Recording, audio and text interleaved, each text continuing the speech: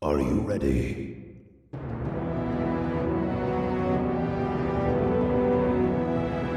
Lost in His Own Museum podcast presents Video content.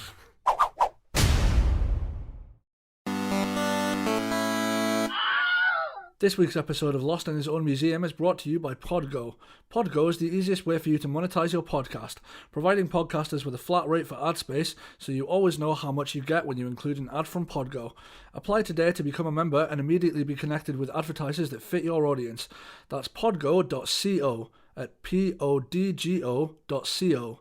And be sure to add our podcast in the How Did You Hear About Podgo section of the application.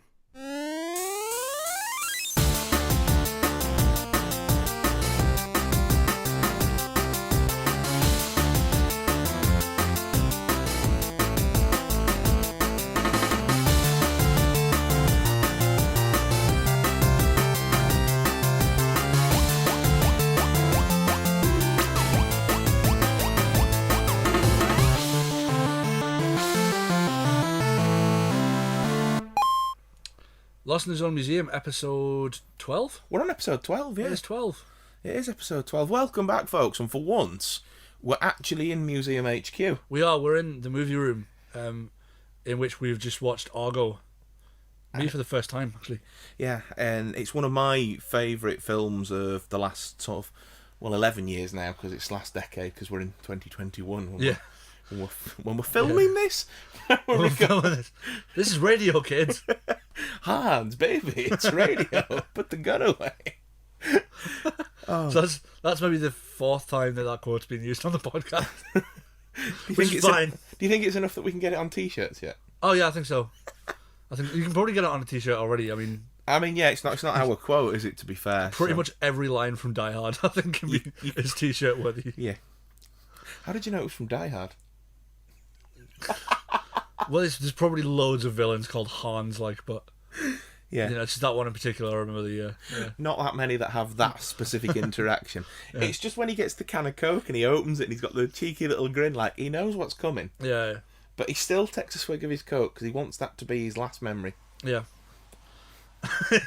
So, we watched Argo, which has absolutely nothing to do with Die Hard. I like to think that the last thing that hit him, apart from the bullet going through his brain, was the sugar rush. Went through his head, except was the sugar rush from the can of Coke that Hans Gruber gave him. Oh man! Right, so we watched Die Hard months ago and didn't talk about it on the podcast, so we've decided to today. Absolutely not. We did watch Argo, which is a film, which is Die Hard in Iran. No, it's not.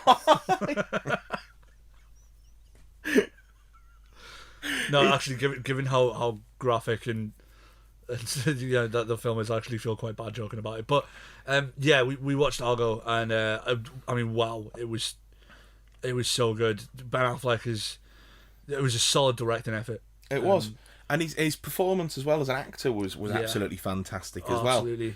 And I think you said it while we were watching it. The guy's a triple threat, isn't he? Yeah, I mean, he's obviously with his kind of writing debut was working on Good Will Hunting with Matt Damon. That's one of my favourite movies of all time. It's a fantastic movie. Yeah, he's an incredible screenwriter. Co-produced by George Clooney as well, which was good to see that, because I think George Clooney's got to that point in his career. He's got quite a lot of money, and he just wants to invest in good projects that he believes in. Obviously, him and Affleck are presumably, I would think they're good tight mates. Yeah. They sort of came up the same sort of time together, really, through Hollywood, didn't they? Yeah, I think so. And whilst Affleck was off writing Good Will Hunting, George Clooney was being Batman. Yeah. And then when Ben Affleck was making poor career choices, starring in is it Gigi or Geely or something like that? One of the most critically panned films of all time, and starring in Daredevil.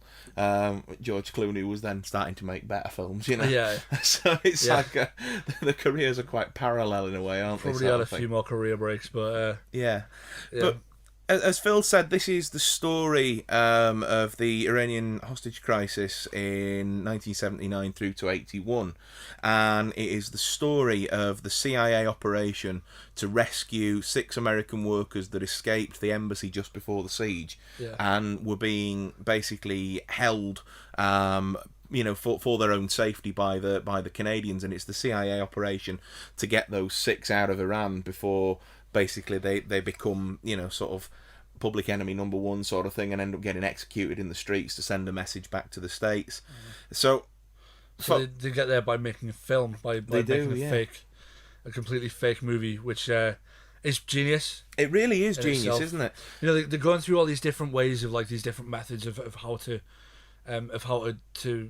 rescue these people from Iran, and they go for should we have school teachers? Or no, school closed down a while back. Yeah. Have we got aid workers? No, nobody would buy that. And it's going through all these things of whether or not it's a believable story. And then this whole thing about the film is just ridiculous enough that it might just work. That it might work, and nobody will question it because it's mental and it shouldn't. Yeah, it's on paper it's lunacy, isn't it? Yeah. Like we want to make sort of Star Wars with a Persian vibe. Yeah. And so it's they're out sort of location scouting for a sort of a Tatooine type place, I suppose. Yeah, it is, isn't it? Because it's sort of it would have been in the wake of Star Wars when this actually happened, so it's almost the perfect cover. So they're looking for a sort of a desert planet type environment to film in, and it is a great cover, and it's just a really clever idea. Yeah, and I really liked the sort of, and we'll talk about it as we go, but the technical aspects of this film, like Affleck shooting it on, the sort of film that would have been used in the 70s to try and make it feel appropriate. They used the 70s era Warner Brothers logo at the start. But then also, because even though it's a thriller and it's an espionage movie, and it's not a movie about making a film, but it leans into that cover so well, doesn't it? And the whole Hollywood scenes in it, and even the exposition at the start, the first 5 minutes of the film before we even get into seeing the siege, is a young lady giving voiceovers, and the scenes that are intercut on the screen. Yeah, they're like cartoons that morph into photographs. Yeah, and film storyboards and things like that, and it is going through almost like a film pitch. Yeah, it's incredible, and I love that. I do love that sort of era of Hollywood anyway. I know it's romanticized a little bit, and it probably wasn't really like that, but I don't know whether it was or not really. When you're seeing documentaries about the way that Hollywood was in the 70s, and I really like that sort of the way that they lent into that quite strongly, and you have these producers that are sort of talking about the way that they bullshit their way through Hollywood and yeah, it's like the quote in the film, isn't it? So you're going to come out to Hollywood, pretend to be a big shot, and do nothing. It's that's what everybody does out here. Yeah, you fit right in. You fit right in. Yeah, I love that. I think it's brilliant. And I love how everybody who's involved in the Hollywood side of it is up for this. Yeah, partly because maybe I think it's quite obvious with the producer that's involved in it that he's quite angry about it. But I think they also just think it's going to be really exciting. And it's going to be a chance to actually do something that they know is going to save lives. Yeah, and sort of not that making films and all that sort of thing isn't worthwhile. Yeah, but to, like you say, to do something like that that's going to have a real impact on history and will save the fellow countrymen and women, and you kind of get the impression that some of these guys are a bit disillusioned with their careers and absolutely. Like John Goodman's character, he's sort of what does he say? The directors of the Minotaur masks, meaning that the guy can't act, and he's like, well, if you fucking act, he won't be the Minotaur. Yeah, it's it's the way they deliberately use some other film props and other from other stuff. There's a masked character at the table read who's quite clearly Chewbacca painted blue. And then there's another one that's obviously a Cyberman from the from Doctor Who in the 1970s, and there's sort of knockoff Star Wars characters and Cylons from the original 1978 Battlestar Galactica and all that sort of stuff. Yeah, absolutely. And it's just great. It's really funny. So it's worth noting for anybody listening at home wondering which cut of the film we're talking about, we watched the extended cut, which is only available here in the UK on Blu-ray at least. The DVD release, which I did have previously, only has the theatrical cut. So this was my first time of watching the extended cut, and your first time of watching it full stop. Also, yeah. So the things I sort of noticed, Phil, with the extended cut was that in the theatrical cut we're sort of given hints and little glimpses that Tony Mendez, the lead character played by Ben Affleck, because he's not only directed this, but he stars Also as the starring lead. in it as well, yeah. That he's got troubles at home. He's separated from his wife. They're on a bit of a trial separation, but he's still trying to do right by his kid. Even though I think, from what the film alludes to, at least, the separation seems to have come from stress relating to the fact that he's working for the government, that he's away a lot, and Tony's job in the film is it an exfil specialist, do they call it, something like that? But basically, he does what happens in this film for a living. He comes up with cover stories, goes into places, gets people out, makes the fake IDs, and is a master of disguise and sort of blending in and doing the whole, you'll blend in, disappear, never see him again. He said it! He said it on the podcast. Yeah, I think, because what he says, like, oh, this is a first, like, this method of doing it. But he's an expert at sort of coaching people through sort of learning their backstories. Yeah, like the high stakes scenarios and things like that. Yeah, and helping people learn how to stay calm under these conditions. Like people with no intelligence training at all. Like, I mean, none of them do have. And yeah, it's a fascinating film. But by the way, just speaking of this situation with his family, with his wife and his kid, there's one particular sort of theme in it, and I'm trying to figure out where I've seen it in a film before, and I cannot for the life of me remember. I can't seem to find it on Google. So if anybody can tell me on social media what else, like what other film this is from, please let me know, and go on any one of our social medias and just fire it over. But there's a bit where he's talking to his kid on the phone, and they're watching a film together, and his kid's like explaining what's happening, and they're watching the same film at the same time. And I've seen that somewhere before, and for the life of me, I can't remember what it is. Yeah, because you piped up, didn't you, and sort of said, I know this scene. But I've never seen the film before, but I've seen that exact thing in another film, and it's driving me mental. So if anybody else knows, let me know. But I digress. Anyway. Well, there you go. Yeah. It's that. There's always things like this though in films where there's like there's scenes, there's tropes, there's cliches that lend themselves well. Whatever it is, you'll have watched it and thought, oh, I really like that. I'm gonna I'll do something like that. And like I was sort of saying about the extended cut, the majority of the additional scenes are his family. And sort of giving more weight to like he's in a bar at one point and calls his wife from a bar, and she's, sort of they have the whole sort of frustrated, exasperated conversation with each other about, we've got a son, and, you're going to be there for his birthday, and then, there's the sort of the, like he says he misses her at one scene, and then she's going to cry, and it's all stuff that really was probably rightly on the cutting room floor, and I have to say I was a little bit disappointed that the extended cut wasn't more of the second and third act espionage. But I mean that's just for me. I think it moves at a quicker pace. Yeah, it was maybe just to sort of do a little bit more setting up of the character. Yeah, because just that little bit extra backstory, and like you were saying that there was a scene in the bar quite early on where he's drinking and it's like somebody's, like an office party for somebody's birthday. Yeah, and then that wasn't in it, and I think it's because like it kind of shows him as someone of a nervous disposition who maybe has a little bit of an alcohol problem, and like that's sort of, they maybe decided like, okay, that's kind of not what we want from a character like this. Yeah, we need him to be the American hero, the straight-laced, absolutely, clear head, thinking straight sort of thing. Yeah, I don't think any of the additional scenes worked, to drastically change the overall feel of the film. I don't think they added to it. I don't think they subtracted from it either. No. But I definitely don't think that they made any sort of noticeable difference. There were just like some alternate scenes. Like there was one bit of exposition before, which is in the theatrical cut. It is given in a slightly different way, but in this he meets up with somebody and they get the exposition, and it's just all a bit more drawn out. Yeah. But like I say, sometimes you can watch a theatrical cut of a film, to go to another Ben Affleck one, Batman vs Superman, and cutting out chunks to meet a theatrical runtime can mean that you've got a convoluted mess. But it's not the case with this one. Yeah, so, it can completely alter the tone of the film, can't it? I mean, you get some movies where the kind of even just one tiny little alteration can change the nature of a character. Like the whole Han shot first thing in Star Wars. Absolutely, yeah. You know, they wanted to show that he wasn't like that he was quite callous and he wasn't to be messed with.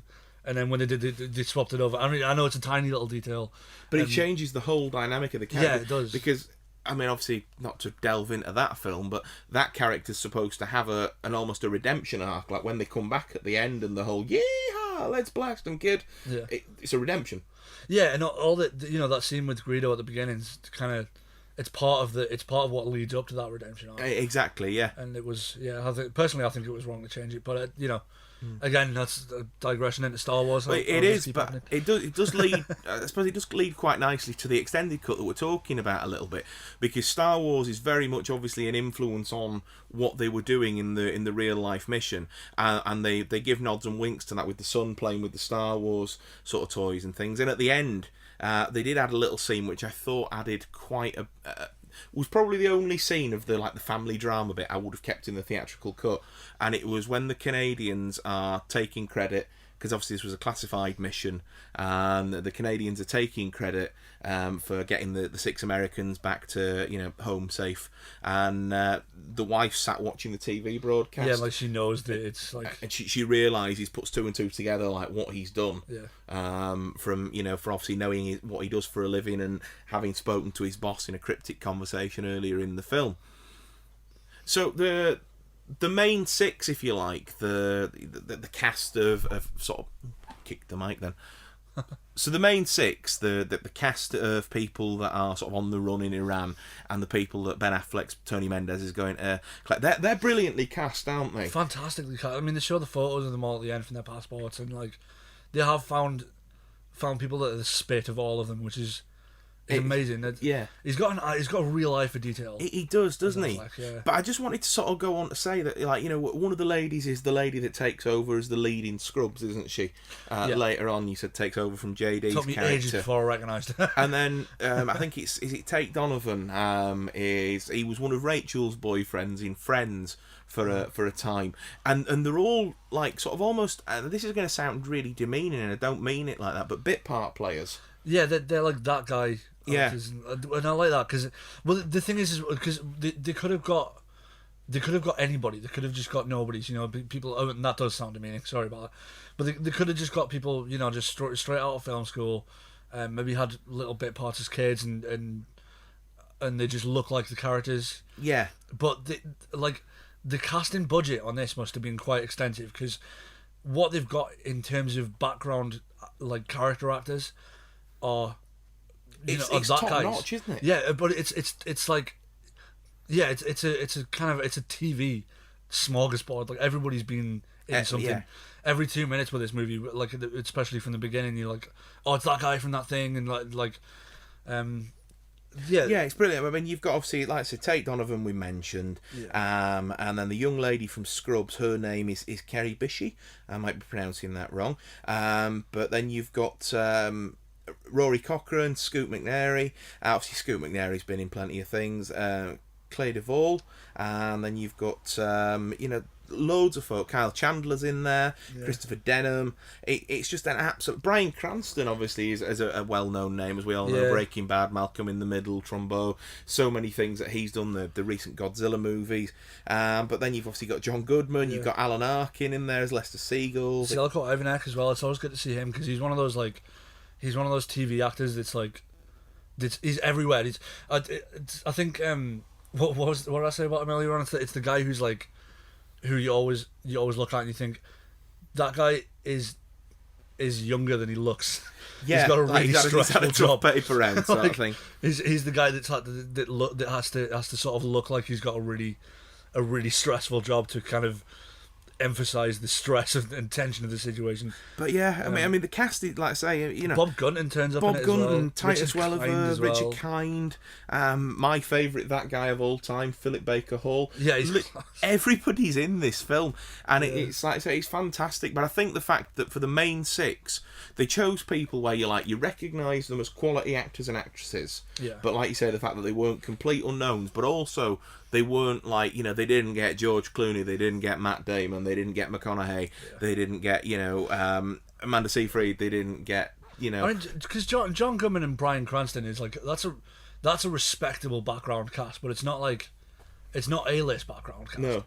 You know, it's because like arguably John Goodman's still a bit of that guy. If you don't, you know, if you're not hugely familiar with his with particularly I with would Coen say he Brothers. is. I would say he is now. Oh, Yeah, yeah. because I mean, obviously the '90s, Fred Flintstone, the Coen Brothers stuff. Yeah. And you know, more of a face then. But I think he's sort of stepped back into that sort of secondary role sort of thing. Although he does do some really great things.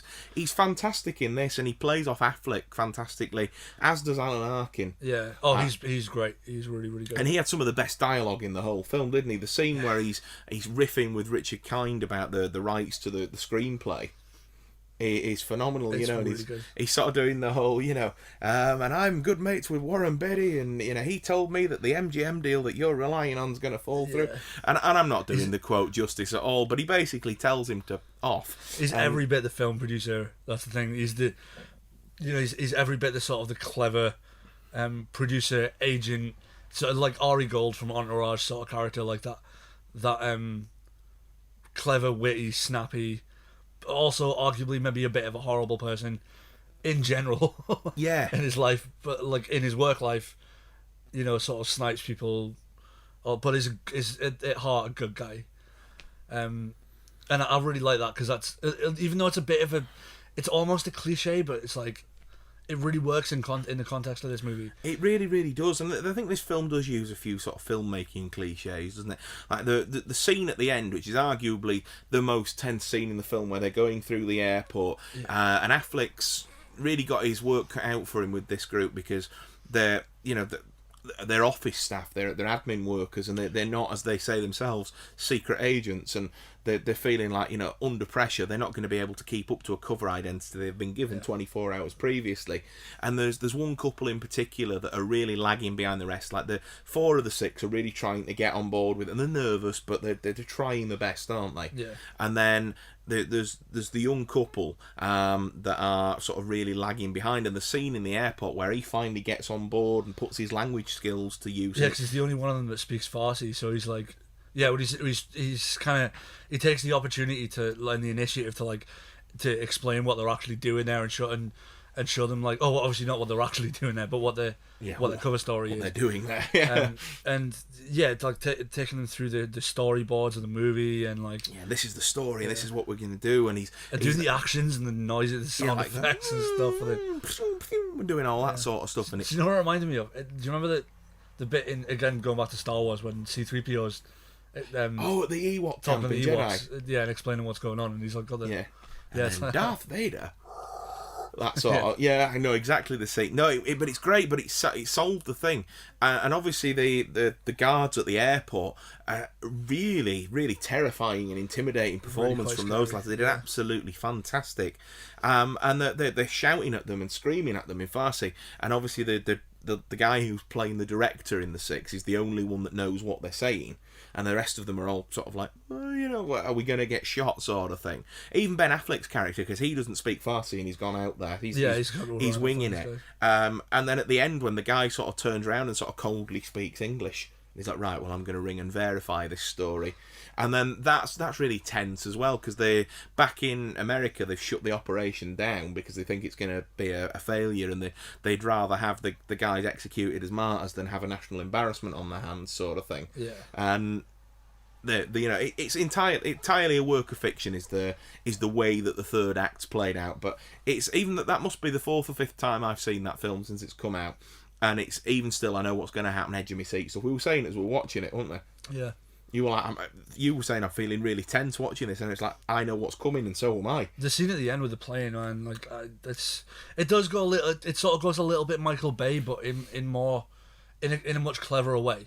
There's a lot more detail there, like you know, the Michael Bay would direct it, or even like John Woo, like you were saying, with like Con Air, you know, they would direct it as just wide shots of the plane, maybe some straight side shots of like the cars going underneath the wings, but it's like they interlace it with these really fast moving shots of them actually on the plane, terrified of what's about to happen if they get caught, and like and you know, like the lead up to that scene as well, when they're just going through airport security, they've just been let through, and then someone else at another office has figured out who these guys are, Yeah. and they're racing to this place to try and Stop them. and stop the plane from leaving. And I'm sure it didn't actually go down like that. No, but, well, I was just reading there. Apparently, they managed to get on the plane, and the flight was at 5:30 a.m. There was no guards on duty, and they were basically straight through as you would be in a early hours flight in the morning sort of thing. So it was it just added a bit more gravitas, didn't it, to the end of the film. It's brilliant, and just like sort of when he's talking, Ben Affleck's character, when he's talking to all the different contacts along the way, he's sort of like, so when you get to Iran, you'll have to fill in a visa paperwork, and it'll be you'll get a white slip, they'll get a yellow slip, and they're basically readily available for you to fill in when you get there. You're going to need to get the white slips for them. And he's like, well, but they won't have the yellow slips to correspond with it. And he basically sort of saying, well, you're just going to have to bluff your way through, make them think that they've made a clerical error and not that you're a spy sort of thing. Yeah, which is very clever. But it's very clever if you know how to do it. Absolutely, yeah. But and if there'd have been any sort of hesitance from any of the six, it's game over. It'd have been game over. Can we talk about that opening scene? Yeah, it was graphic, but it was fantastic. It was amazing. It was very tense. It's because you know what's going to happen. You know they're going to get in. Because I remember learning a bit about that in history at school. About kind of how a lot of the crises in the Middle East that kind of went one by one, and each country at any given time is at war with itself, and I remember learning about this, and it's when they stormed the embassy, the American embassy in Tehran, and so you know what's going to happen, and you've got these guys in the office terrified because they know what's going to happen. As soon as they find out, as soon as somebody jumps over the wall and doesn't get shot, they're like, right, burn everything. And it's like you can really sort of feel for everybody involved in this sort of thing, because it's sort of like the main six, the escapees are sort of like, well, the police are coming, the army are coming, and they've put all their faith into the system, don't they, and the fact that they should be protected by the law. But then you've got the guy who's the older one of the group, and probably largely the voice of reason amongst them, because they're all sort of like 20-somethings, apart from Tate Donovan's character that's probably meant to be 50-ish or something like that. And it's that sort of thing where they're sort of like, no, nobody's coming, this is the start of a revolution, if we're gonna go, we're gonna go now, otherwise we're gonna endure whatever happens to, because they're working in another office block, which is how they get the ability to sort of almost run off into the streets while it's all happening. And you can sort of see the conflict with the American forces that are there, because there's guards in towers that are armed, and your first man jumps over the fence, and you sort of, me and Phil were talking, thinking, well, surely they'd take a non-fatal shot to subdue him, and also tell everybody else, look, if you come over, we're not, but they don't do that, and so then immediately the one person that's come over soon becomes 3 and becomes 5, becomes a crowd, and then bolt cutters are out and cars are storming through gates and they're breaking through the bars and things like that, and it's just like, it's quite frightening. It is interesting when these guys get out, because they do still have faith in the system, and it's like, look, it's not going to happen, man. This is the end of the line. This is the thing. These are the things that we were warned about. Yeah. Like, if these guys get in here, we're all going to get kidnapped. We're all going to get captured. We're all going to get held hostage. Yeah, potentially die. We're probably going to be executed. Like, we need to. Like, we are on our own now. We need to get out of here now. And it's fascinating, because you sort of don't really get that sense of urgency at first, and then as soon as one of them gets over the gate, it's like, okay, this is really happening. Like, yeah. And I think that opening scene really just shows you just how sort of, like you say, serious, and how quickly the situation escalated. Yeah, and coupled with that exposition over the storyboards and the pictures and the animation at the beginning, it's like, we joke, don't we, sometimes a character will speak in exposition to move the plot forward. Yeah. But that opening 10 minutes of that storyboard cartoon photographs over the voiceover, and then the 5-10 minutes, whatever it is, the siege, literally sets the ground for the whole thing, doesn't it? We don't need to know any more about what's going on or about whatever the full ins and outs of the the political state might have been or whatever. It's like, there was this leader, they were overthrown by this leader, public overthrew them, and then it's like 5 or 6 years of backstory that sets the entire background for what's going on. Exactly. In the space of 15, I'm going to say expertly done in quarter of an hour. Yeah. And then I think, when we're introduced to the way, like, we talked about it when we were coming through, like, Ben Affleck's obviously quite an outside-the-box sort of thinker, his character is in the film, with obviously what he has to come up and do with his job. And then it's sort of like, you see the bureaucracy they're going up against, don't you, and sort of thing, and it was really quite entertaining to see that, wasn't it? And it was like going back to the scene about they could be teachers. No, there's no teachers. Well, what if they're going out saving starving children? And he picks up the book of a little African kid, and somebody pipes up, but they don't look like that in Iran. Well, we'll get ethnically appropriate kids, sort of thing. And it's like, are we really having that conversation? You sort of get the impression that at least all the sensible people in the room are thinking, we haven't got time for this. Yeah. Like, what is this guy talking about? But one thing I quite liked about that, because they did the action room thing, which it's quite a cliche trope. You've got one guy at the end of the table, you've got people shouting out ideas, and then the one guy going, oh yeah, but like this, so you have no common sense, shut up. Like, and it's usually it was done very differently to how it's usually done. Yeah. And I really enjoyed that, because it's like, this is a good example of how to take quite a cliche trope. Yeah. And really make it pop. Yeah, absolutely. Yeah.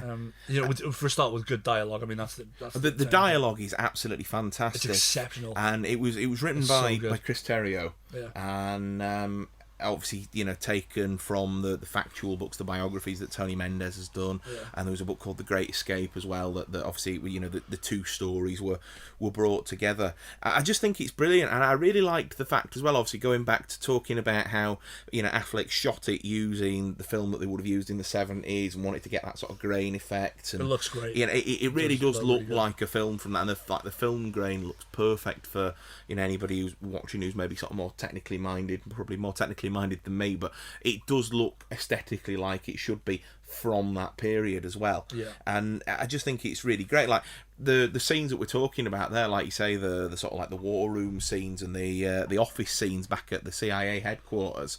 Ben Affleck actually studied All the President's Men, the film from the 70s. Oh yeah. And imitated camera shots and movements from those films, to make it basically seem more like basically authentic. Yeah, I mean, it is. It's very fast, and it's very panicky and shaky camera, and it's yeah, like it's like 24 is like that. It's very kind of, everything's moving all the time.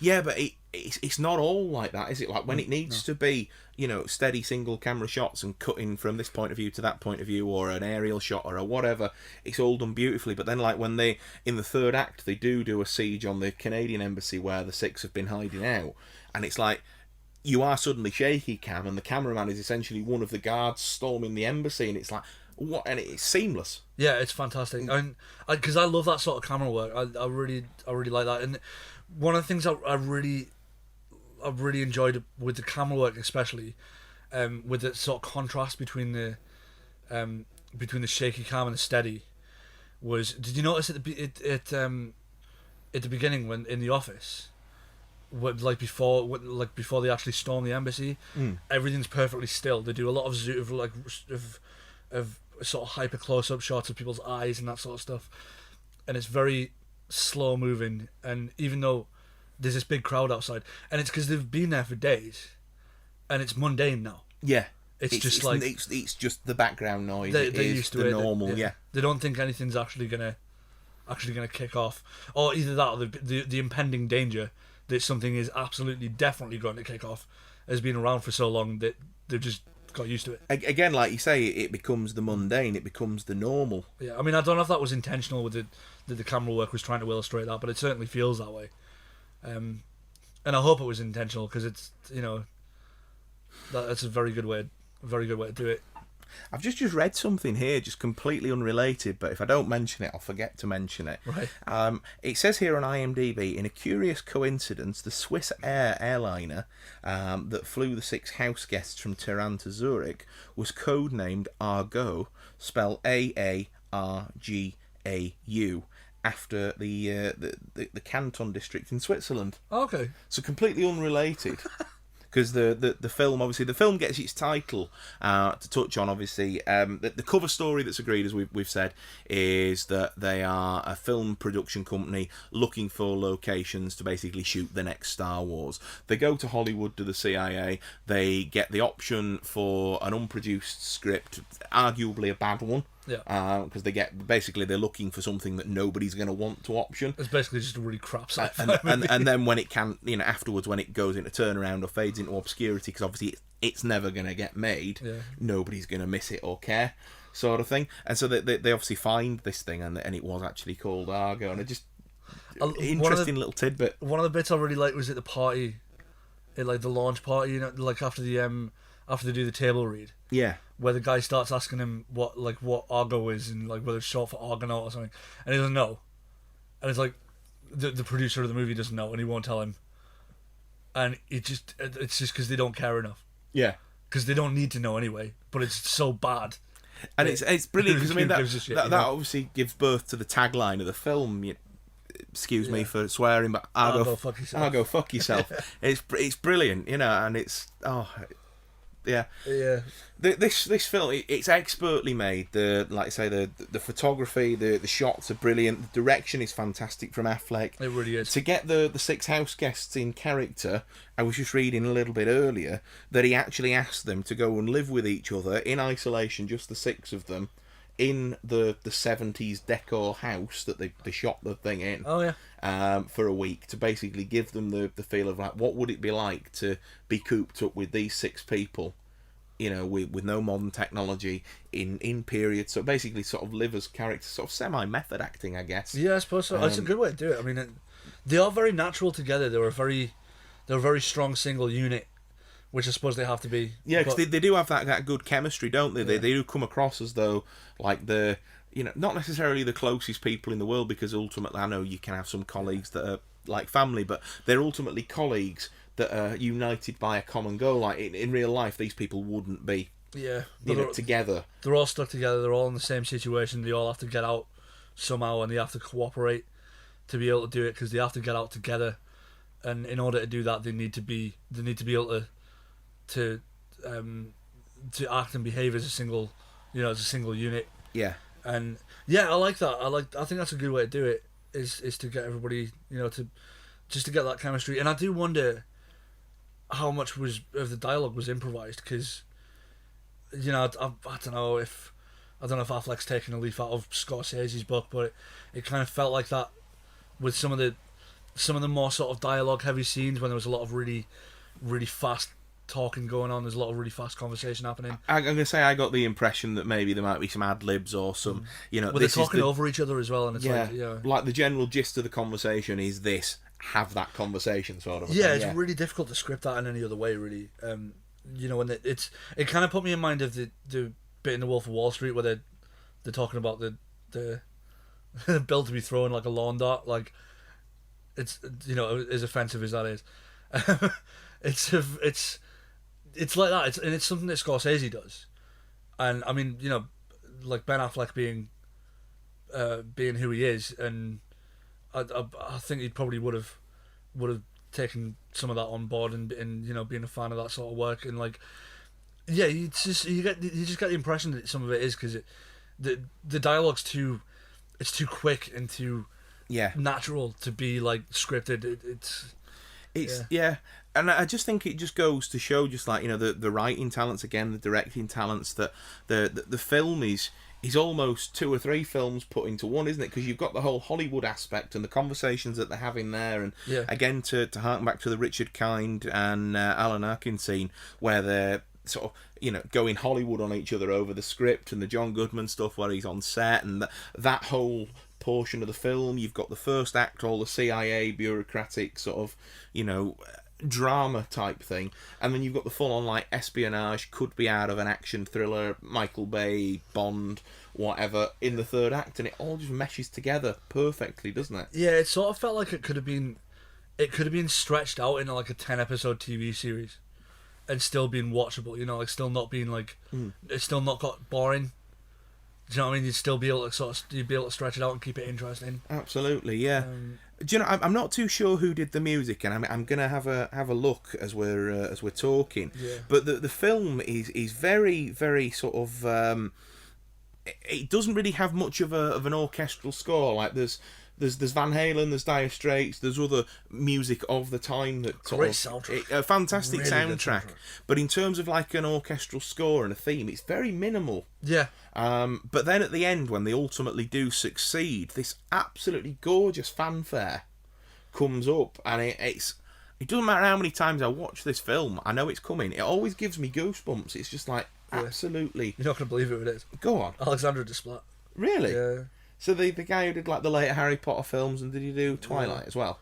I'm just looking it up. He's worked with Wes Anderson a few times. Ah, brilliant.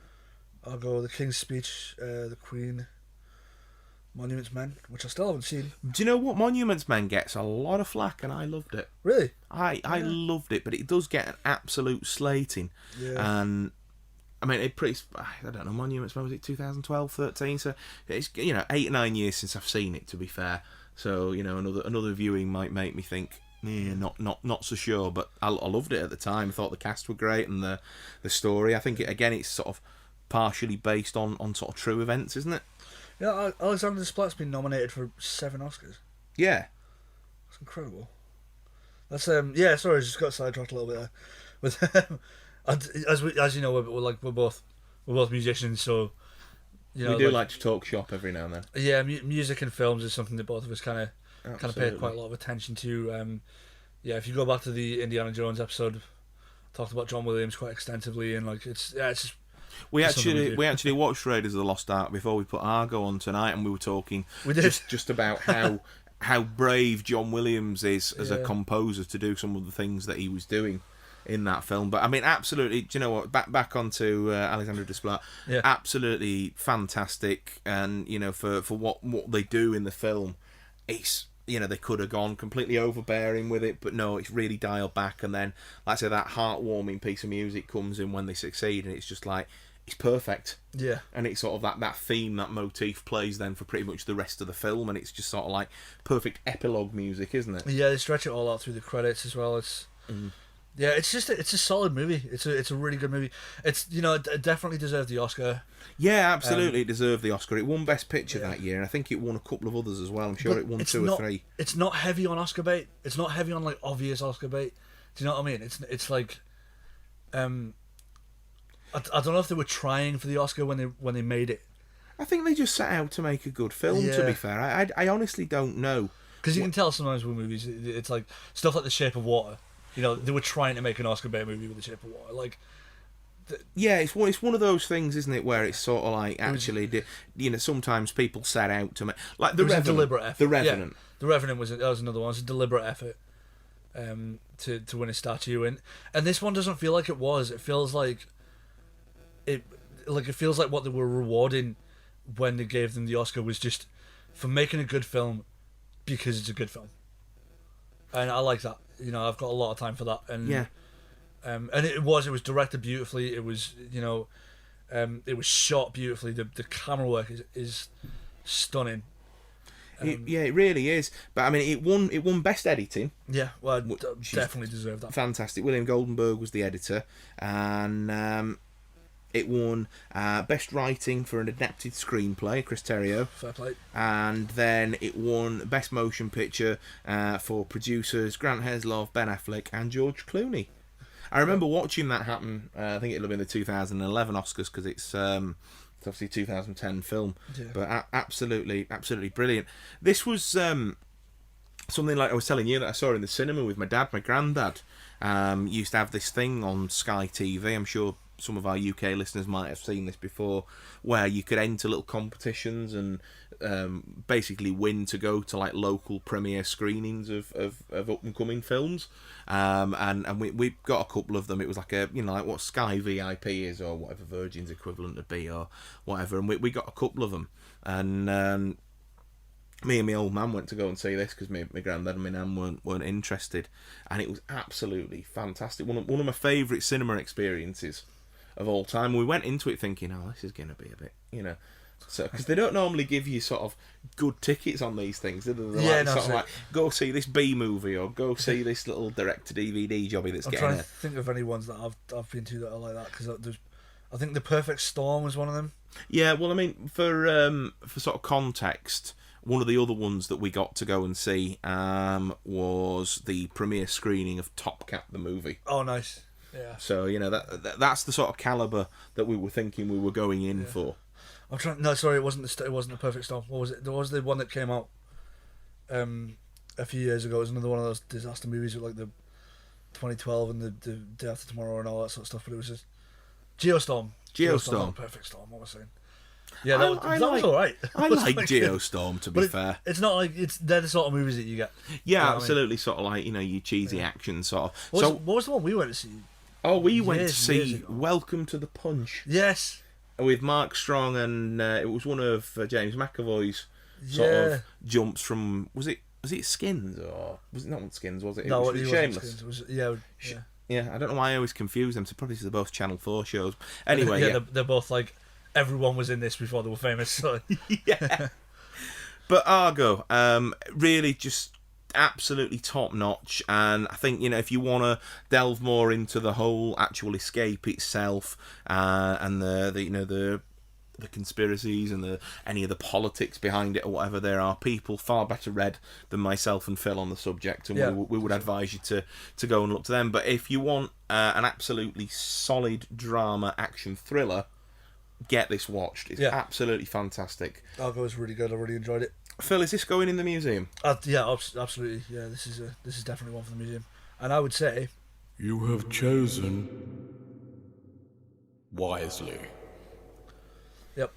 So that's been our little discussion on Argo. And this week, so we've got a couple of other little segments for you. So Phil has a question for me, and then Phil has a game for me, is what I understand is right. Yeah. So I've got. This is just something I was kind of, I was thinking about the other night. When you can't sleep and you just like brains on overdrive sort of thing. So like with the little game that we're gonna do.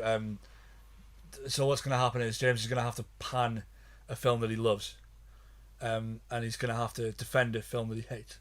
So are you gonna do the same to me, or are you gonna wait until next week? I think we'll wait until next week. Yeah. Okay, good, because I don't think I'm prepared.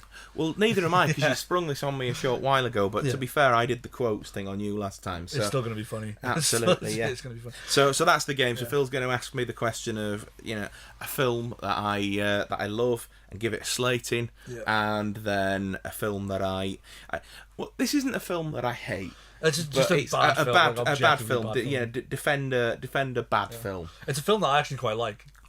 Yeah, but it's and whilst I know it's horrific, but so anyway, that's a lot of cryptic stuff. I hope that's giving you incentive to have a listen for the next 20 minutes or so. But the big question I wanted to ask you, I'm gonna have a little jingle first. Let's do a little jingle.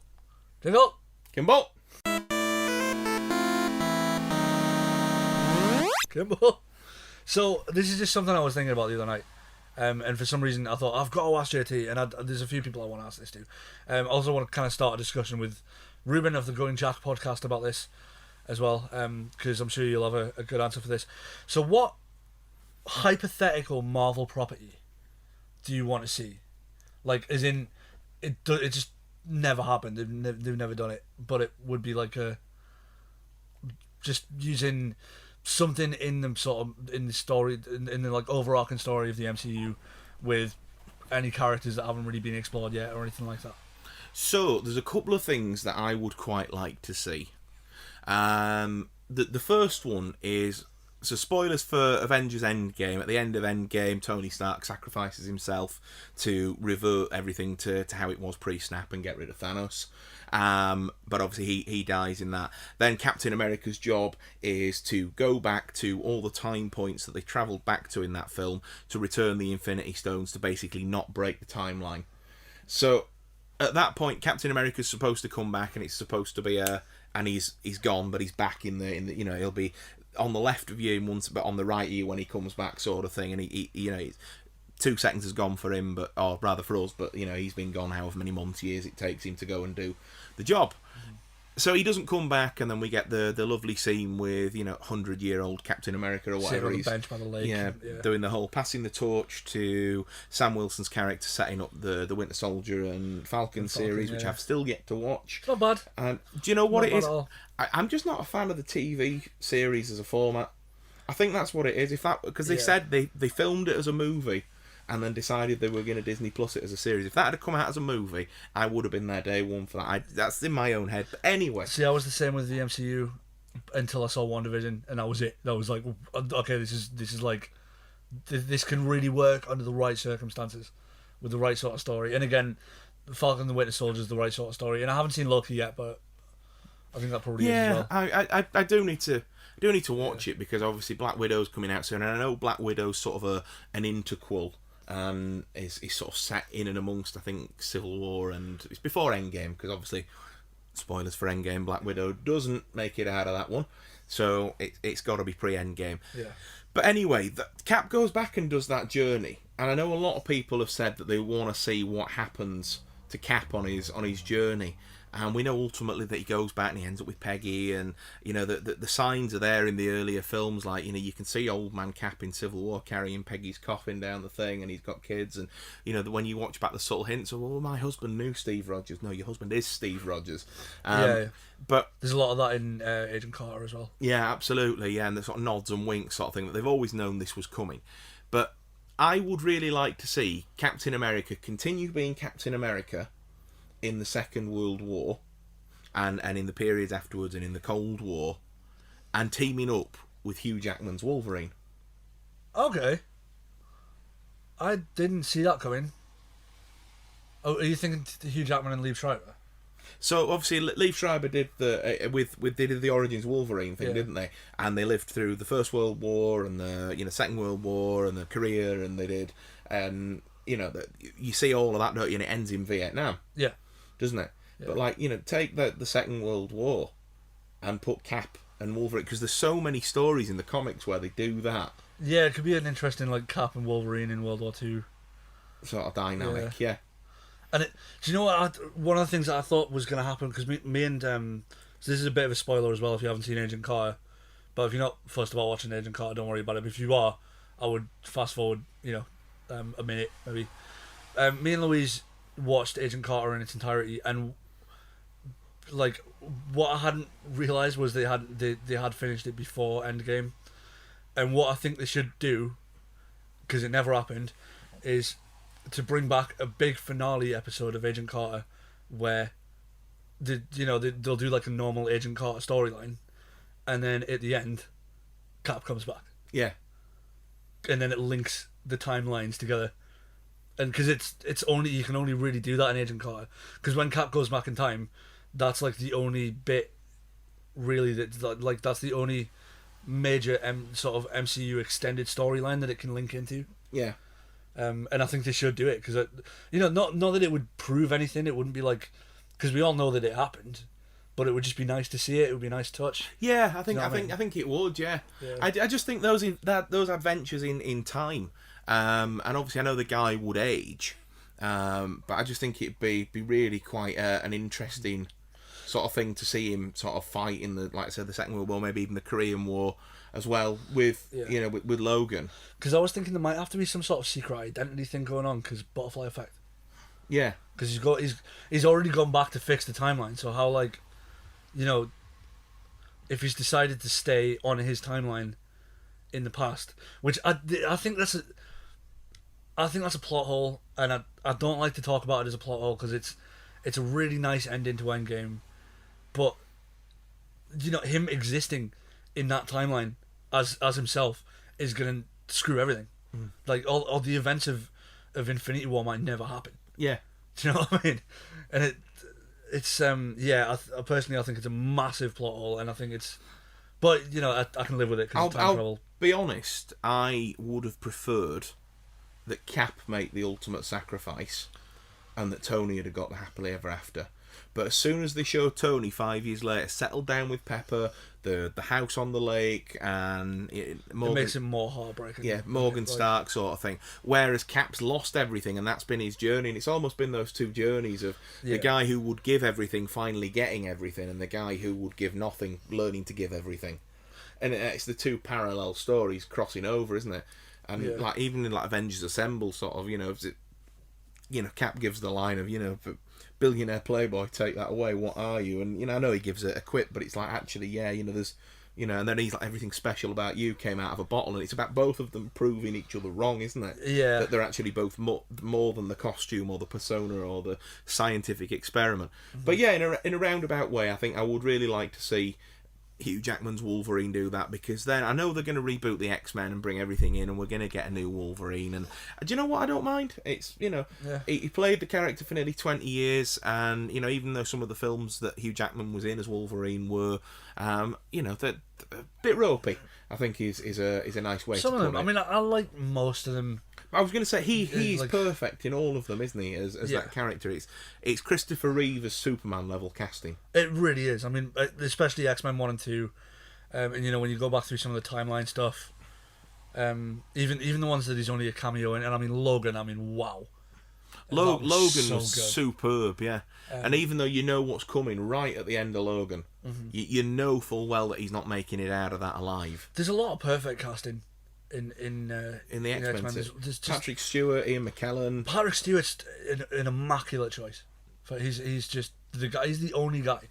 He really is, isn't he? I mean, to be fair though, even Fassbender and McAvoy are perfect companions, as the younger versions of those characters. I think it's all superb, to be fair. I mean, aside from the fact that they're both just phenomenal actors in their own right, but like, yeah, together as a unit, And yes, I suppose the only other thing that I could think of, and I won't elaborate too much on this because I don't think it exists, and it's really just more of a curiosity rather than something I would think would be really cool and would link into the MCU. But you obviously know my love for DC's Batman Beyond. Old man Bruce Wayne, bitter, resentful, lost everything, and gave it all for the war on crime sort of thing, and ultimately ended up a lonely old man. I'd be really interested to see where Spider-Man ends up.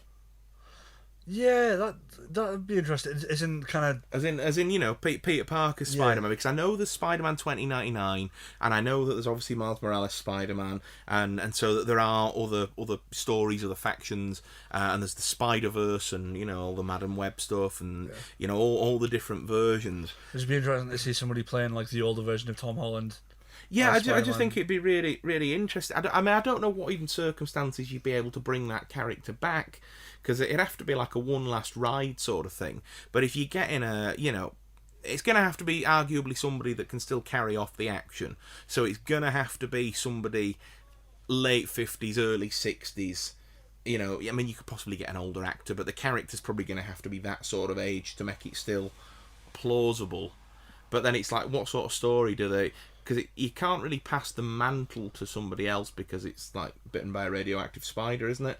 So you can't give your powers to anyone else. Yeah, so you can't. He's stuck with him for life, and it's I get what you mean. Sort of the sort of grumpy, reluctant, can't be arsed anymore superhero. Yeah, sort of. He's but would he be, or would he be this really joyous old man that's really happy to get back in the fight, but he's too. I don't know. It's like, I don't know if you ever watched the Spider-Man Fox cartoon, the Fox Kids one. They did like a Marvel continuity, the X-Men, Spider-Man, Iron Man, Hulk, and they all linked together. And they did a Cap story where Cap was, obviously as he is, frozen in time, and there was basically like this sort of like World War II era Avengers. And they got all them back as old men and women to come and do one last fight sort of thing.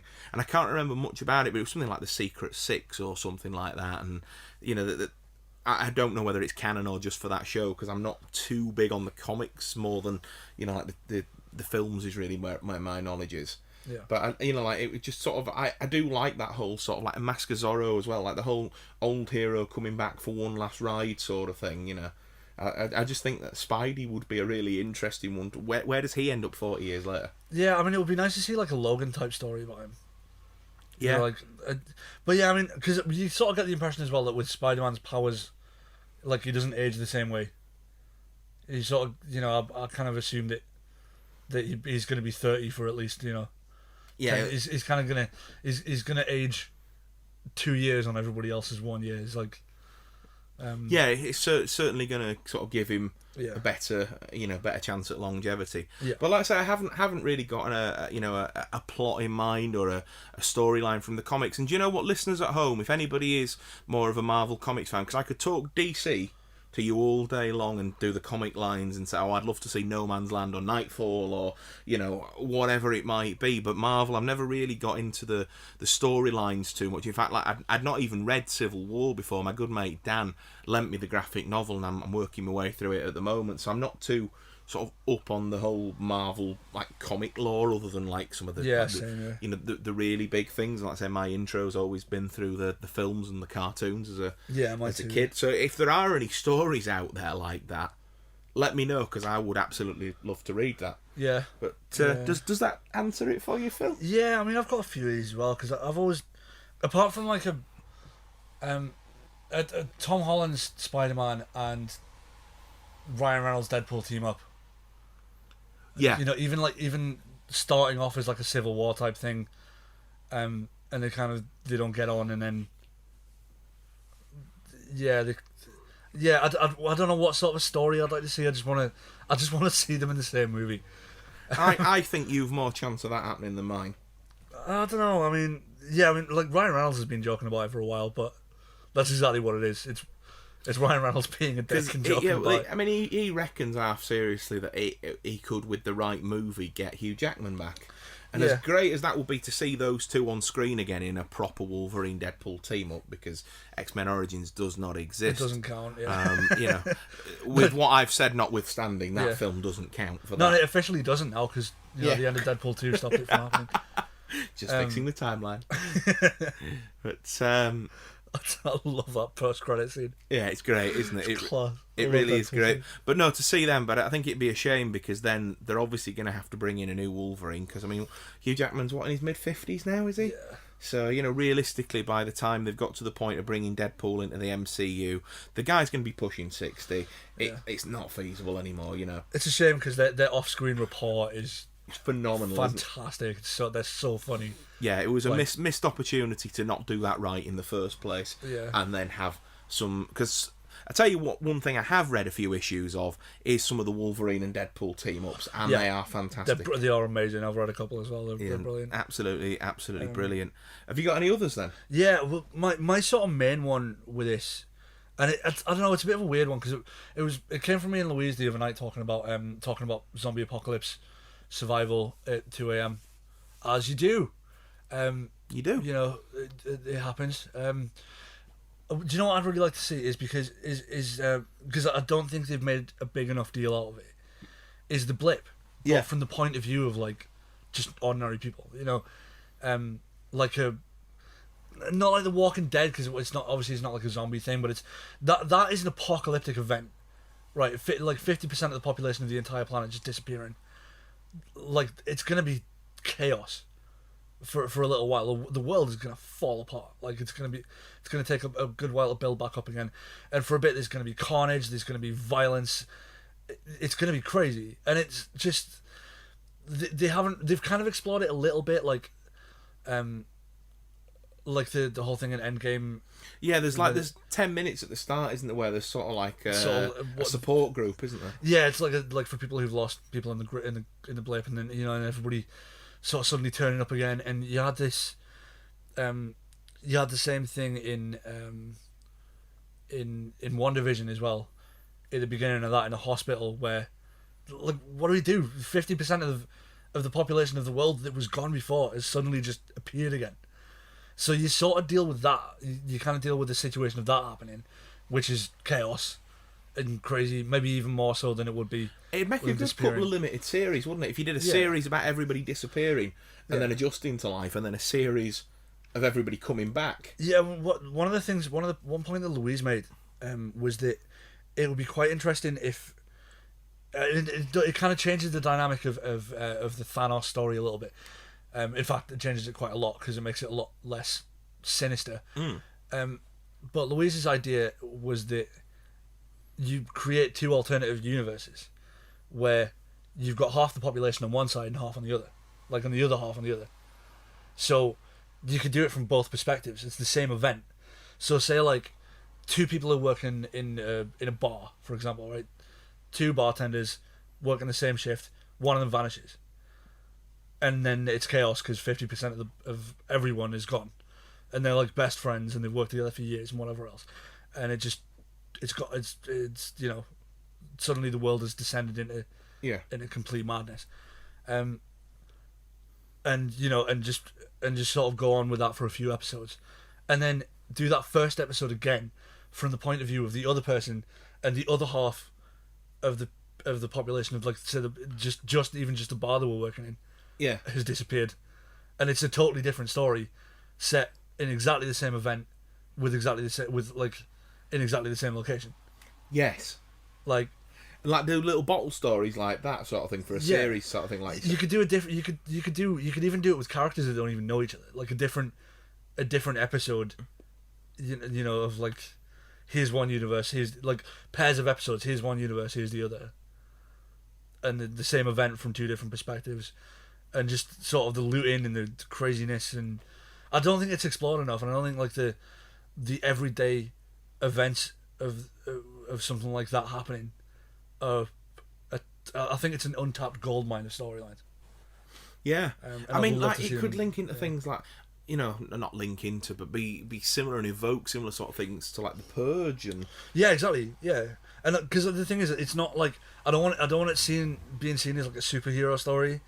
Like maybe the Avengers are like mentioned in passing once or twice, but not like it's not an Avengers story. You know, it's there are no superheroes in it. It's just it's set in that universe, but it's just the normal, everyday people in some. Because it's like, as I say, it's an apocalyptic event that's going to lead to, at least for a little while, some sort of post-apocalyptic world. Yeah. You know, and I like the support group thing, of like, I lost someone in the blip. Like I thought that was really clever. Yeah, I think it would make for a really interesting thing. It would really diversify what Marvel Studios is. Yeah. Because, I mean, that would be a real character-driven drama. Well, because they sort of play it off as if it just happens, and then it just takes them a little bit longer to get, like, it takes them a little while to get used to it. Like Spider-Man Far From Home, sort of like I disappeared, and then when I reappeared, there was a little Chinese family living in my flat. Yeah, they just kind of, it's played off as if it just happened, and it was like, they just had to accept it and move on. You know, it's not going to work like that. That's not what people do. Like, I want to see what happens to the human race, to the human population under those sort of circumstances. Or even if immediately after the event. Even if they don't disappear to, you know, an alternate version of the universe, just the sheer fact that when Hulk, because it's Hulk that does the first snap, isn't it, to bring everybody back. Just the sheer fact that when he does that, you know, we get the on your left and the, you know, Doctor Strange bringing everybody back through, and Mr. Stark, we were there, and then we, like, you know, it's like, where were those souls? Yeah, where did you go?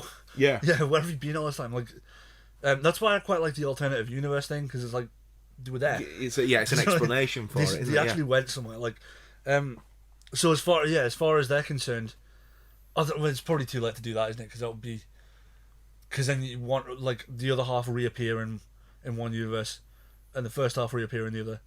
And like, but yeah, that's going to complicate things a bit. But I mean, my point with this is that they can make this for next to nothing. You know, like a TV show. Because they don't need anybody in it of any note, do they? They don't need mad CGI stuff going on. They need a few locations in basic mundane town sets. You could do it in the UK, for God's sake. You know what I mean? Because it was everywhere, all over the universe. Yeah, you could do like different countries. Yeah, you could. You know, one that happened in Australia, one that happened in France, one that happened in, like, say, England. You could do it here. You could do it in Yorkshire somewhere. Yeah. Do you know what I mean? In some little town where everybody just is half of the population's disappeared from the pub. Hey up, lad, where's the whippet? Oh, it disappeared, you know. In blip. Ain't blip, lad, it disappeared. Whippet's gone and so's Mrs. It's bloody paradise. But you can make this show for next to nothing. Like, you'd need a couple of locations to do a sort of post-apocalyptic set, and but it's not like they didn't do it in The Walking Dead or in 28 Days Later or movies like that. Yeah, I think, do you know that's a really, really interesting one, is that, mate, to be fair. You could do it on a shoestring budget, different story every week. Yeah, I think it would be... Kevin Feige, if you're listening, you heard it on Lost in His Own Museum first. Yeah. Phil Graham is the man. Yeah. I'll take an executive producer credit for that. Just send me the check. Watch you get a cease and desist now. Well, unless you've already thought of it, in which case, sorry, Yeah. We're not trying to step on anyone's Just toes. get a letter in the post. Well, in Phase 12, due to come out in 2038, that was something we were going to explore. We're doing a blip, A blip a episode. blip TV show, Blip TV? blip TV. You could do a meta, couldn't you? You could do a found footage. Yeah. You really could, couldn't you? It's just the possibilities are endless. I just want to know what happens. I just want to know how the human race coped with it. Yeah, it really is. Like I say, it's a post-apocalyptic story, isn't Yeah. it? It's in the event of a apocalyptic scale event. What would the human race do to endure? And obviously they get back on track to an extent because there's a functioning government, there's a functioning Avengers, there's I don't think they would in the time frame. What was it? 4 years? 5 years. 5 years. No. 5 years. Yeah. No way. That, I don't buy it.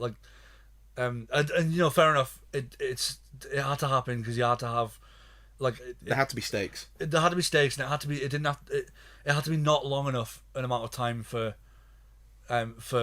these superheroes to be out of business. Do you know what I mean? 5 years is just enough where you don't have to make them look any older. Yeah. Yeah, and you can get away with keeping everything largely aesthetically the same. Yeah, which I do. I do understand that, but I'm sorry, if 50% of every living creature on this planet just disappeared for no reason one day, it would take a damn sight longer than 5 years to get things back on track. It would just. It would be an apocalyptic event, as I say. I just want to know what happened. I want to know what people do, because they play it we just got on with it. No, you did not. That's not how that works. We would not. Yeah. People wouldn't, would they? I mean, no. I'm sure the best of humanity would come together, but it like I said, it might take a tad longer. A bit longer. So anyway, that's been quite the rant. I like that. I really like that. Dude. I'm going to write to Kevin Feige in person, and we're gonna get this done. It's like the I can't remember what he was called. The guy who owned Disney, and it's the Family Guys. I got a Michael Eisner. Yeah. Here you go, Mr. Eisner. I cleaned your car, and every car comes with a new car smell and a fresh Brian Griffin script. Copy of my script. Yeah. What's your name? Oh, it's Brian. Here you go, Brian. Mickey Mouse. That's on him.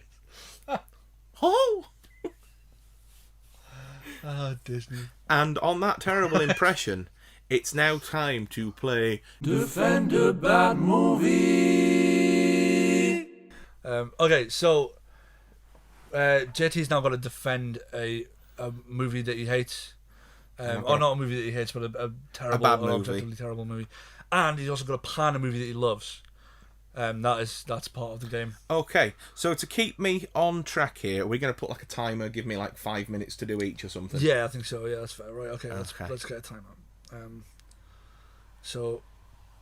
And then I think really so that there's some sort of a point to this for you guys at home, we'd love you guys to tweet us, to comment on the Facebook group. The carrier pigeon is somewhere around Gloucestershire, so if you can catch him, then you need to get a hold of him and send your little scrolls back. Dip, dip, dip, dip, dip. And marital concerns continue to bedevil me. Dip, dip, dip, dip. But yeah, let us know through the social medias if you think that I gave a convincing argument, but ultimately, Phil, you will get the call. Okay, yeah, no worries. So, what am I doing first? Am I defending a bad movie, or am I panning a good movie? Okay, let's defend the bad movie. So you have 3 minutes, and your movie is Batman and Robin. Go. So, Batman and Robin, the film is an homage to the 1960s Batman TV series starring Adam West and Burt Ward, where they leaned into the more comedic, more jovial aspects of Batman. And it's also a film that is... It's really aimed more at families, and so everything's sort of dialed back. When you look at the Tim Burton films, they're really grim, and the world that we're in is full of scumbags and villains, and Batman himself is not really a likeable character. He's killing guys left and right, and, you know, he's a mentally ill man in a rubber costume running around beating the crap out of other mentally ill men.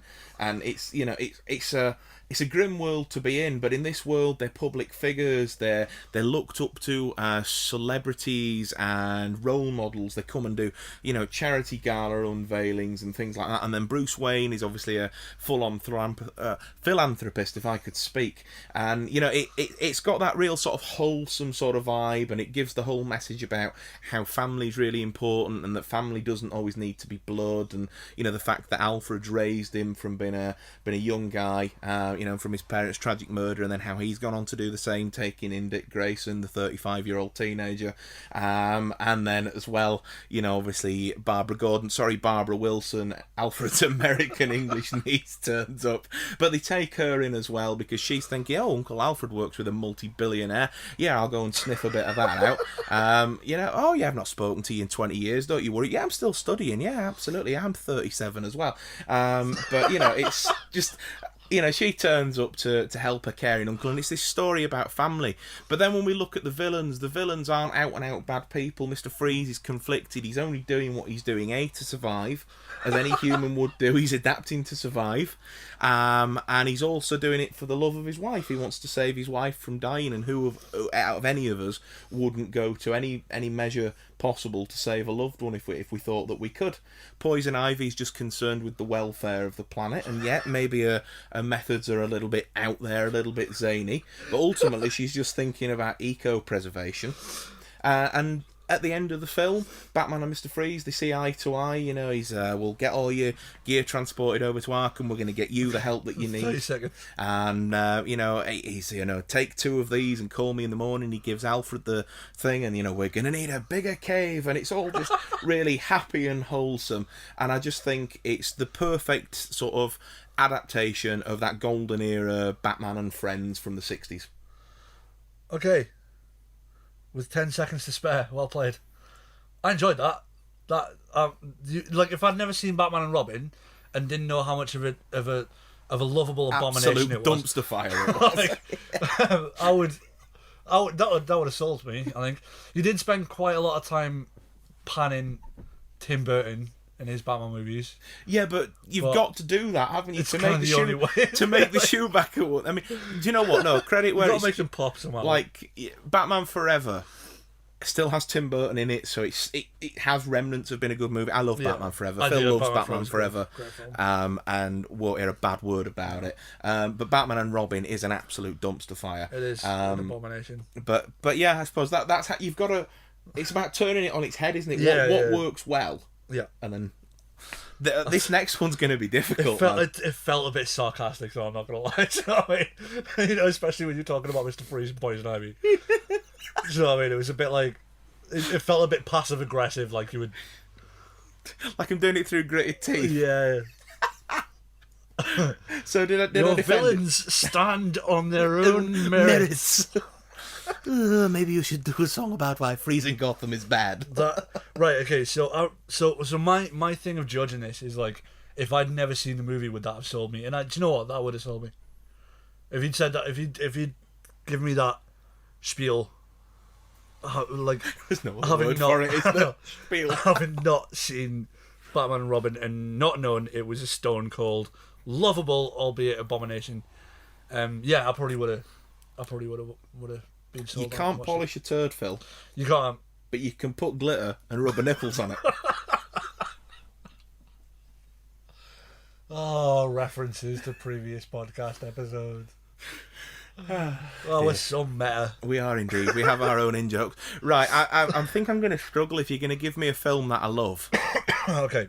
So I think I am going to struggle with this one. So yeah, you are going to struggle with this one. So what do I have to pan? You have to pan... Your film is The Fugitive. Oh, no.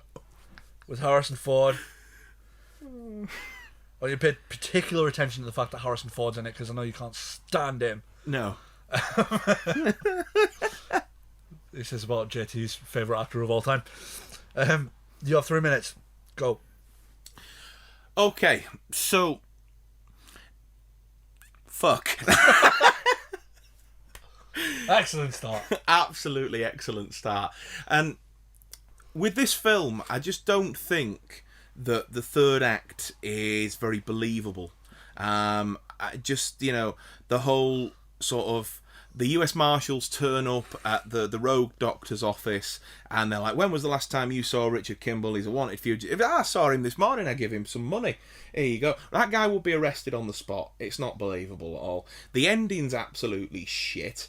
Like, he catches him on the roof, and it's like, I thought you didn't care. I don't care. And then, it's like, right, okay, so we're going to see him get free? No, they drive off in a police car. Fucking cliffhanger ending. That guy could be going back to jail for all we know. It's like, right, okay, so there's no resolution there. I just don't find, I just, like, the lack of a time frame and characters that don't go anywhere. Like, Julianne Moore's character's introduced, and there was a filmed subplot where she and Harrison Ford's character became romantically involved while he's sort of masquerading around the hospital as Louise the cleaner. And they cut all that, so her story goes nowhere, and it's like really just a pointless cameo. The same with Jane Lynch, and I can't remember the actor's name, but he's the guy, they call him Bones, he's like the cleaner or something like that, and he's there, tell Bones to let me into the... sort of a thing. I don't believe that a police force would be as careless and sort of lackluster in investigating a case as to just turn around and say, all right, okay, well, there's clearly been a struggle here with another human being. They would have left hairs, they would have left fibres. Okay, they're not going to leave fingerprints, but he might have left a hook print. I don't fucking know. Or it might have been like, Steven Spielberg's Hook, where he's like, scoring down the wall to let him know, and the dog might start saying hook and hook. I don't fucking know. Phil, why would you do this? You're a twat. Still got 50 seconds. I still got 50 seconds, so... I'm not letting you off that easy. No, I don't think he's letting me off that easy. I don't think I'm winning this one, folks, just somehow. You're doing pretty well, man, considering how much you love this movie. I do, yeah. I just think that the sort of the secondary characters, the marshals, are all too comedic to actually work. So is Tommy Lee Jones's character as well. There's a line in it where he's like, well, you want to blame somebody? Blame me. I'm the one that shot him. And it's like, it's a respected and well-regarded US Marshal would not say that to a Supreme Court judge or whoever he's talking to on the phone or whatever. And he wouldn't team up with the bloke that he's after catching at the end to take down the real bad guy. It just wouldn't happen. And I think that's the best I can do on that one, Phil. 2 seconds to spare. Fucked it. No, do you know what? Considering how much you love that movie, I'm very impressed. I'm very impressed with how you did that, because it you sort of dived really into like the technicalities of it as well, really into the details. You didn't have a go at Joe Pantoliano, which I was quite surprised at. Because that seems like, although he is brilliant, it seems like low-hanging fruit. I was kind of sort of referencing him, really all of that supporting cast. Yeah. Joey Pants is the only one whose name I can remember, but there's the lass, isn't there? There's sort of like she's the young black lass, and then there's the guy with the mustache who's like I don't know, chief, it feels hinky, and he's like, well, what's that word, hinky? Oh yeah. No, it feels strange. Well, say that then. Say strange. Don't use words around me like that, like hinky. With my terrible Tommy Lee Jones impression. It became Morgan Freeman just for a second. Right? It became Morgan Freeman. I was not allowed to use words like hinky around Phil anymore. No, I'm going to give you that. I'm going to give you that. You really worked hard on that. Folks at home, we'd love to know your opinion. I think Phil's been really kind. I think you did well, considering how much you love that movie. I do love that film. That film, along with The Last Crusade that we covered last time, and License to Kill, are my 3 favourite films. They're all interchangeable at number 1. Yeah. My only actual genuine gripe, because a lot of that I was just pulling out of my arse, if it wasn't obvious by my well-formatted and well-thought-out argument. My only actual genuine gripe with The Fugitive is that in the sequel, US Marshals, which is an inferior film, Wesley Snipes does get that redemption scene at the end where he's on like the courthouse steps, and the press are all there, and he's how do you feel now that you've had your conviction overturned? And his catchphrase throughout the film is that things are righteous or unrighteous, and he's like, well, it feels righteous, and he almost gets like a fist bump in the air sort of thing. Yeah. And I don't know, because The Fugitive's probably a more serious film than that, but I always kind of wish there was that little epilogue, that little coda just on the end, 6 months later, 12 months later, he's back, re-entered his life somewhere or whatever, and I don't know. I get the cutting the Julianne Moore thing, because realistically he's out there trying to avenge his dead wife, so if he's shacking up with another woman, that kind of undercuts his credibility as a character a little bit, doesn't it? Yeah, it does, absolutely. But yeah, I find it really hard to fault that film. Yeah. Yeah, no, I just love it. You did really well. I'm going to give you that one. So that's you 2 for 2. Excellent stuff. No, so James is going to get me one of them next week. I am indeed, and we're also going to bring back the return of our Q&A. Yes. So we will ask you if there are any questions that you want to ask, and there will be obviously a master post on both Twitter and Facebook, as there always is. You can ask anything you like. Weird as out. Absolutely, we will let you ask anything, and we have actually decided the rest of our schedule up to episode 20. So are we going to commit ourselves to this and reveal it now? So, episode 13 is going to be the aptly titled 13 Days. Yep. Which is one that Phil's girlfriend Louise suggested this afternoon when we were thinking about doing something a little bit clever and tying into the number, because obviously 13, unlucky for some, but hopefully not for us in the museum. Yeah, see, I'm not a big horror movie guy, and I do like the Friday the 13th series, but But there's like 13 ghosts and all that sort of stuff as well, and we're sort of like, do we do that? And then Louise... 13 Days is a movie we both like, so it's... Well, actually, I've never seen it. Have you not? No, I know I've not seen it, but I mean, it's a JFK movie. Yeah. Starring Bruce Greenwood as the president again. Bruce Greenwood. As always. Bruce Greenwood should just be the president of the United States. In the movies. No, just in general. In general. Yeah, at this point. That is high praise. Episode 14 is going to be our first ever cinema trip review.